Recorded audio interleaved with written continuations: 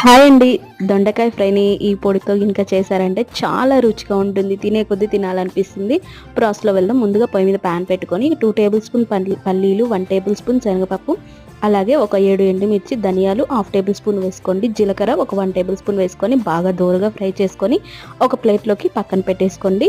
ఇవి బాగా చల్లారిన తర్వాత మిక్సీ జార్‌కి వేసుకోండి. సో, పక్కన పెట్టుకొని అదే పాన్‌లో డీప్ ఫ్రైకి తగినంత ఆయిల్ వేసుకోండి. ఆయిల్ వేసుకున్న తర్వాత దొండకాయలు అనేవి ఇలా పొడవుగా తరిగి పెట్టుకొని ఆయిల్ హీట్ అయిన తర్వాత వేసుకోండి.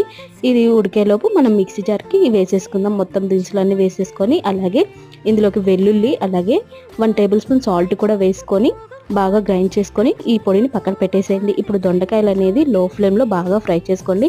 ఇలా కలర్ మారిన తర్వాత వీటిని ఒక ప్లేట్‌లోకి తీసి సేమ్ అదే ప్యాన్‌లో ఆయిల్ తీసేసి మళ్ళీ అదే ప్యాన్‌లో దొండకాయలు అనేది వేసుకొని ఇందులోకి మనం పొడి రెడీ చేసాం కదా, ఆ పొడి వేసేసుకొని ఒకసారి బాగా కలిపెట్టుకోండి. సాల్ట్ సరిపోకపోతే చూసి మళ్ళీ కలుపుకోండి.